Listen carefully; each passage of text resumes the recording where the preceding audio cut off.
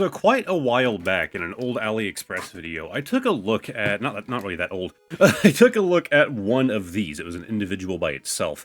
And I kept seeing this version, a version that actually came with a stadium. But every time I clicked on one, that version was sold out, and you could just buy one of the spinners. You cannot buy it with the stadium. And I kept looking, and I kept looking, and I kept looking, and finally, I found one. Get you guys a better angle here.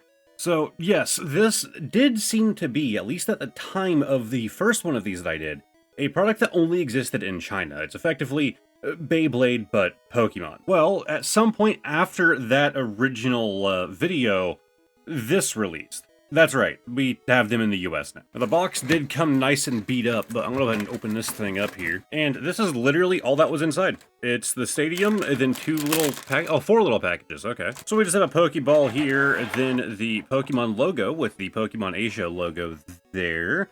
And yeah, right there, LDX, Pokemon Nintendo, and then for sale in China only. Now, why did I want this stadium? I thought it would be fun for a video to do a little head-to-head. You know, you guys can vote on which Beyblade Pokemon will win. But this right here is the actual launcher itself. So yes, they do like a Pokeball launcher. And you have, it's a little hard to get that one out.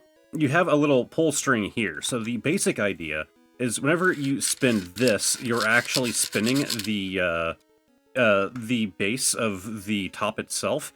And then when you release this door, not only does the door open, but it also forces it out.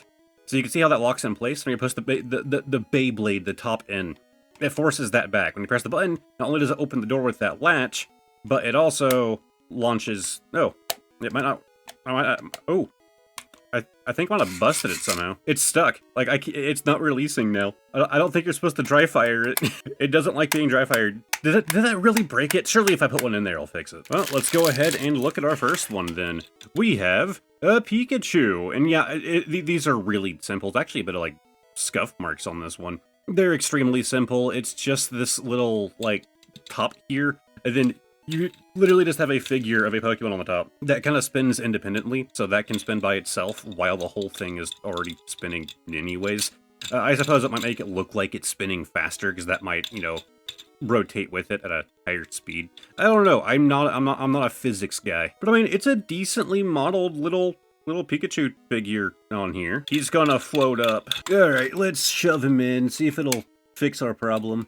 All right, so if I press the button. That has, like, no force behind it. Something is wrong here. Alright, let's fully close it up. There we go! Okay, so yeah, it really didn't like me doing that little dry fire I did earlier, so keep that in mind. Don't dry fire these. It's still not working properly. It's supposed to eject a lot further. So here's the one from the original AliExpress video. There's a reason I'm not showing the figure yet. See how far that's sticking out? Like, that's stuck. Alright, let's just do a little bit of surgery here. No, like, that is, like, stuck. It is not sticking out as far as it's supposed to. Yeah, something broke bad. Let's open up this one real quick. And yeah, you can see how far it's supposed to stick out. Like, it's the same thing on this one. Like, it's sticking out all the way. Let's throw our Pikachu in there. And see how strong of a launch that is? Like, how powerful of a launch we're getting out of that? The fact that this one broke just from doing a little dry fire there. Oh, there we go. Hey, okay, so firing it with it open kind of fixed it. That or the prying I did earlier kind of did. Okay, cool. That was not an issue I expected to have, so, sorry about that. Probably gonna cut a lot of that out. We have Eevee, which might look a little familiar. You know, it might have been an Eevee that we got in the other one, too, is the only one that I had previously. So, I decided... You know, if we're going to do like a little head-to-head, right, we're going to have that Pikachu, this Eevee, the other one that we got that's in English we're going to look at here in a second, and the one that I had bought previously. Well, it'd be kind of boring if you guys had the option to vote for Eevee or Eevee. So now you can vote for Eevee or Shiny Eevee. I had my wife paint this. It was kind of a rush job, but she painted a little shiny Eevee. Yeah, that's all there really is to it. We painted one of them shiny. She just sealed it in, like, literally a little while ago. It did kind of slow its rotations down, like, it doesn't spin as easy now, where she kind of sealed it, but it still spins, and the top itself will still work perfectly fine, but Bam, now you have 2 Eevees to vote between. Alright, let's get this out of here for now. And finally, we can look at the English version, see if there are any differences. Now, while this does show yet another Eevee, this is literally just Charmander. It's the only one in here. Pikachu knife, deploy. Yeah, I actually had a comment like just the other day telling me like, hey, like they're doing these in English, and I was just like, yeah, that started after the video. So for some reason, the Chinese version didn't come with instructions, but the English one did. Not that it's really necessary. Instruction number 2. Don't push back by hand. Push in with top. Huh. I wonder why they felt like that was necessary. But here's the boy. Now, the interesting thing is here on the bottom. See, this one is Pokemon LDCX, which I believe is the company that produced this in China. But this one is done by Jazzwares, made in China. I assume that it's the exact same thing. Like, we kind of get them, like, the little trigger pieces. Like, I don't think there are actually any differences here, but English and Chinese. But we opened that up, and yeah, it's the exact same thing. Pop our little tab down, pull it. If you're wondering how this works, you literally just have a gear right here, and so it's spinning that gear to make this spin. You can see it kind of floats, and if I can get a little bit of a zoom here, yeah, I have a little gear right there that spins, and that's what actually spins the top. As far as our Charmander, once again, we're talking like pretty decent little figure here. At least he's prepared to be spun. Like he's laying down. He's ready for this. Made in China. Well, they even changed the molding on that. So we have Pokemon made in China, but the Chinese ones just say Pokemon LDCX. Interesting. Oh, the bottom is different too. Look at the tips right here. This one's a bit more, like it sticks out more. And that is like a tiny little Phillips head, whereas that is just a solid round piece. So it's spinning on a little Phillips head. I wonder if that's going to be detrimental to its max speed and its balance it's going to have, not being on that same level of like pointed, rounded surface. It's a bit more round, a bit less pointy. But we gotta make sure that Charmander actually goes in the proper one here. Charmander, go! Yeah, I didn't spin him. Alright, well now I get to move my camera and let the competition begin. But before we get to the epic battle montage, it's ad time. If you want to support the channel for free, check out the Amazon link in the description down below. Anything that you purchase after clicking on that link will give me a kickback. So you can decide whatever you're going to buy on Amazon anyways and help support the channel. However, this time, I think that some of those Beyblade Pokemon things are on Amazon. So I'm actually going to change the link. There might be more than one link, depending on which ones I can find. There's more than one. So hopefully the Amazon links down below will actually be for these Pokemon Beyblades and not for the sleeves that I normally do for this. And then you can post your own battle results in my Discord. Anyways, let's go to the battles. Round 1, Pikachu against Shiny Eevee.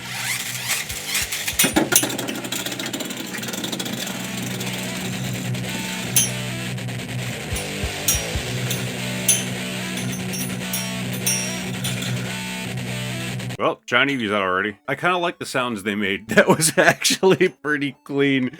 Although it did shake this stadium around a lot more than I expected. Okay, this Pikachu is still just going. Like, it is just styling on that Eevee now. It took the paint off the ear. Oh my god. Okay. I think the Pikachu definitely won this round. You can see like the paint flakes in the bottom of the stadium. Alright, next up, we have Charmander against regular Eevee. Oh, that's a bad launch. Oh. Yeah, let's do that again. If you guys could not tell, I have my wife here assisting. I'm making her play with Pokemon Beyblades right before she goes into work. 1, 2, 3, go. There we go. Our other Eevee's also kind of not doing great. Oh no, it was conserving energy. It had a plan.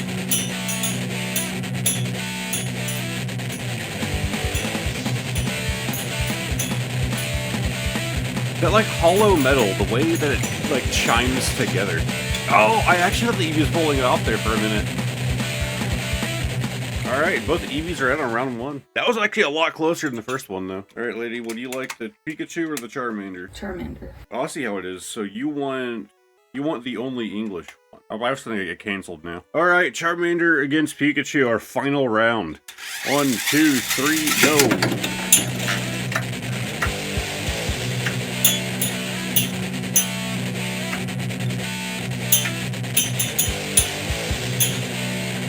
Oh, that Charmander took a bad hit. He's making some weird sounds now. Oh, but he still held out past the Pikachu. Okay, so our Charmander ended up winning both of its rounds, the only one to do so. And it's the one that I was concerned about with that shape on the bottom.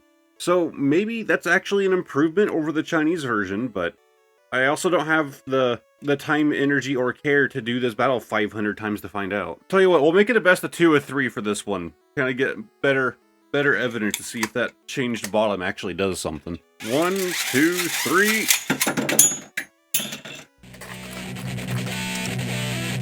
There we go. They even gonna interact with each other?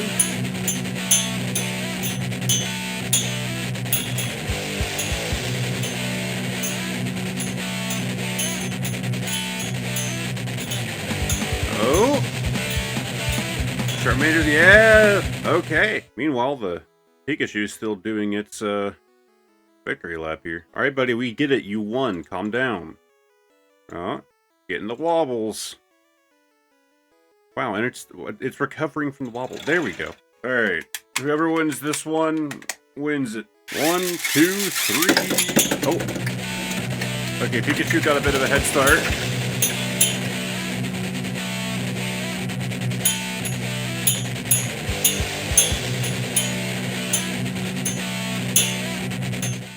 I don't know how that looks on camera, but like from what I'm seeing in the camera, that Charmander's tail looks wild with like the rotation it was going at for a minute. And oh, I would have to give that one to Pikachu. The Charmander was floundering so much faster, and I want to say at least Pikachu's still moving right now, right? Yeah, Pikachu wins. All right, so Pikachu is our first place winner. Then we have the Charmander. It does look like our Pikachu might have taken a little bit of damage there. I don't like from pressure. The actual model seems fine. Same with the Charmander. Seems completely unscathed here. I guess we'll see who got last. So a battle for 3rd and 4th place. Obviously, I would have to do both the Eevees against each other. Did you guys not see me doing that? 1, 2, 3. Got the... Oh. The immediate paint chips that came flying off of that ear. All right, we have new hazards in the arena. 1, 2, 3. Ooh.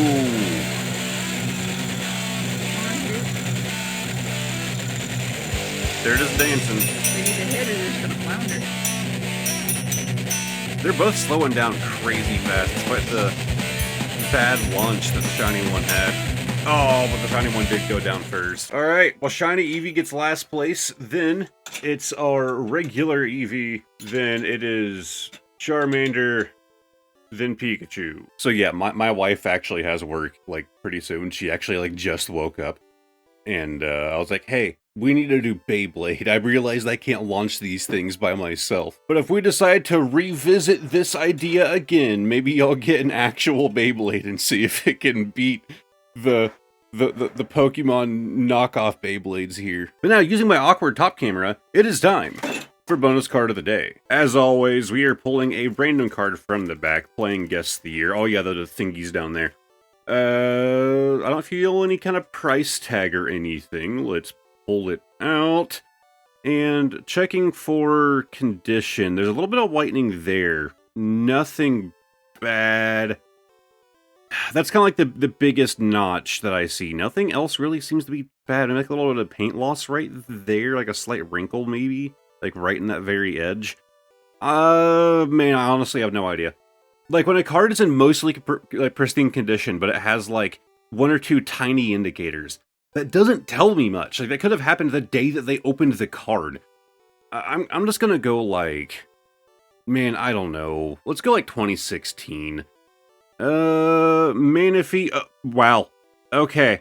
I think I know how I'm gonna start guessing on these slightly damaged cards. We have a Manaphy EX from 2016! So I guess now I know in the future if a card has very slight damage, but it still looks pretty pristine, guess somewhere in like the middle teens. Like, that seems to be the right way to go. It is probably the safer option, right? The chance of a brand new pack fresh card from within like the last year or two of having one or two larger spots of damage is a bit lower, right, than a card that's been around for a little while, but not long enough that it's been, you know, shuffled in and out of 20 different decks and left out in the sun for some reason, because people do that.